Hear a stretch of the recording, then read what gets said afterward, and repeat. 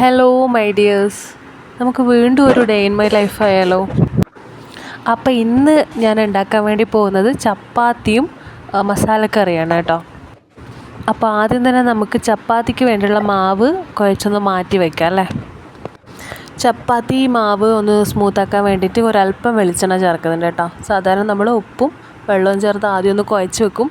അതിൻ്റെ കൂടെ കുറച്ച് വെളിച്ചെണ്ണയും കൂടി ചേർത്തിട്ടൊന്ന് സോഫ്റ്റാക്കാൻ വേണ്ടിയിട്ട് റെഡിയാക്കി വെക്കും.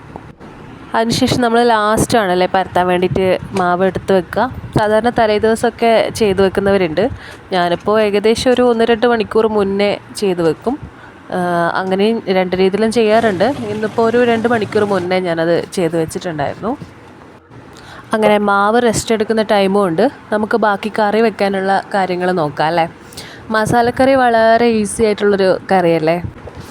ഇന്ന് ഞാൻ ഉരുളക്കിഴങ്ങ് കൂടി ആഡ് ചെയ്യുന്നുണ്ട്. സാധാരണ എപ്പോഴെങ്കിലും മാത്രമേ എടുക്കാറുള്ളൂ, ഉണ്ടെങ്കിൽ മാത്രം. അന്നുണ്ടായിരുന്നു, അപ്പോൾ അതുകൊണ്ട് ഞാനത് എടുത്തിട്ടുണ്ട് കേട്ടോ. ഉരുളക്കിഴങ്ങ് കൂടി വരുന്ന സമയത്ത് കുറച്ച് കൊഴുപ്പും അതേപോലെ കുറച്ച് ഗ്രേവി ടേസ്റ്റിയൊക്കെ ആയിട്ട് കിട്ടും. പിന്നെ ഞാൻ സാധാരണ തക്കാളിയും ഉള്ളിയും ഇഞ്ചിയും വെളുത്തുള്ളി പേസ്റ്റൊക്കെ ചേർത്തിട്ടാണ് മസാലക്കറി വെക്കുന്നത്. ഇടയ്ക്ക് ഞാൻ ഇഞ്ചിയും വെളുത്തുള്ളി പേസ്റ്റും ഒന്നും ഒഴിവാക്കാറുണ്ട് കേട്ടോ. പക്ഷേ ടേസ്റ്റിൽ വലിയ വ്യത്യാസമൊന്നുമില്ല. അത്യാവശ്യം നല്ല രീതിയിൽ തന്നെ എനിക്ക് കിട്ടാറുണ്ട്. ഞാനിവിടെ എപ്പോഴത്തെയും പോലെ തന്നെ എല്ലാ പച്ചക്കറിയും ആദ്യം ഒന്ന് വേവിക്കും. വെളിച്ചെണ്ണയിൽ അല്പം വെളിച്ചെണ്ണ ചേർത്തിട്ടൊന്ന് വേവിച്ചെടുക്കും. എന്നിട്ടാണ് കേട്ടോ എല്ലാ മസാലയും ഞാൻ ആഡ് ചെയ്യാറ്. ഞാനിവിടെ ഒരു തക്കാളി മാത്രമേ എടുത്തിട്ടുള്ളൂ കേട്ടോ, ഒരുപാടൊന്നും എടുത്തിട്ടില്ല. അതിൻ്റെ ഒരു പുളിപ്പ് അധികം ആയി കഴിയുമ്പോൾ ഒരു ടേസ്റ്റിൽ വ്യത്യാസം ഉണ്ടാവും. അപ്പോൾ അതിനനുസരിച്ചിട്ട് എടുത്താൽ മതി. ഒരുപാട് മെമ്പേഴ്സിലുണ്ടാകുമ്പോൾ നമ്മൾ നേരത്തെ പറഞ്ഞ എൻ്റെ എല്ലാ വീഡിയോസിലും പറയുന്ന പോലെ തന്നെ നമുക്ക് അത് കൂട്ടി എടുക്കാം നോക്കിയിട്ട്.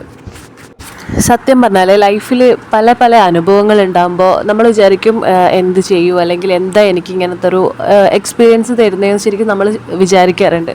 പക്ഷേ എന്നെ സംബന്ധിച്ച് ഞാനിപ്പോൾ എന്താ പറയുക, എനിക്ക് ഫീൽ ചെയ്യുന്ന കാര്യം എന്താണെന്ന് വെച്ചാൽ, ഒരു മനുഷ്യനെ സംബന്ധിച്ച് ലൈഫ് എക്സ്പീരിയൻസ് ഉണ്ടെങ്കിൽ അത് ശരിക്കും പറഞ്ഞാൽ നല്ലൊരു ടൂളാണ് കേട്ടോ. നമുക്ക് മുന്നോട്ട് പോകാനുള്ള ഏറ്റവും നല്ല ടൂള്.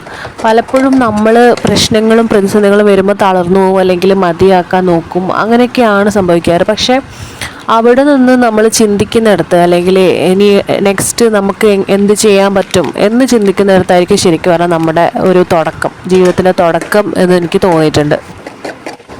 അപ്പോൾ വെറുതെ ഇരിക്കുന്ന സമയത്ത് നമുക്ക് ലൈഫിനെ പറ്റി ഒന്ന് പറയാം എന്ന് വിചാരിച്ചിട്ടാണ് ഞാൻ ആ കാര്യങ്ങളെല്ലാം പറഞ്ഞത്. ആ സമയം കൊണ്ട് നമ്മുടെ മസാലക്കറി ഇവിടെ റെഡി ആയിട്ടുണ്ട്. ഇനി ആ ഒരു ഗ്രേവി കൂടി ഒന്ന് കറക്റ്റായിട്ട് കിട്ടിക്കഴിഞ്ഞാൽ പിന്നെ നമുക്കതൊന്ന് ഓഫ് ചെയ്യാം കേട്ടോ. സംഭവം റെഡി ആയിട്ടുണ്ട്.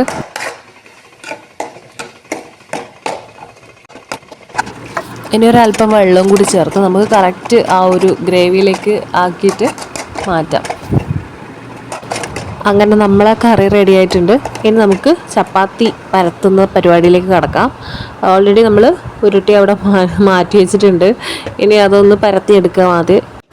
ചപ്പാത്തിയും മസാലക്കറി നല്ല ടേസ്റ്റാണ് കേട്ടോ. ശരിക്ക് ഞാൻ മുട്ടക്കറി സെയിം ആണ്, അതിൻ്റെ കൂടെ മുട്ട ആഡ് ചെയ്യും, അത്രേ ഉള്ളൂ വ്യത്യാസം.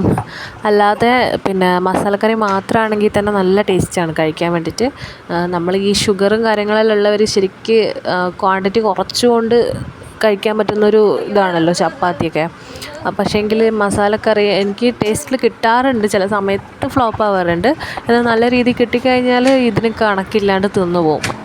സാധാരണ ഷുഗർ പേഷ്യൻസിന് ഇത് കഴിക്കാൻ പറ്റുമെന്ന് പറയുന്നത് തന്നെ ക്വാണ്ടിറ്റി കുറച്ച് കഴിക്കാൻ പറ്റുന്നതുകൊണ്ടാണ് ശരിക്കും പറയുന്നത്.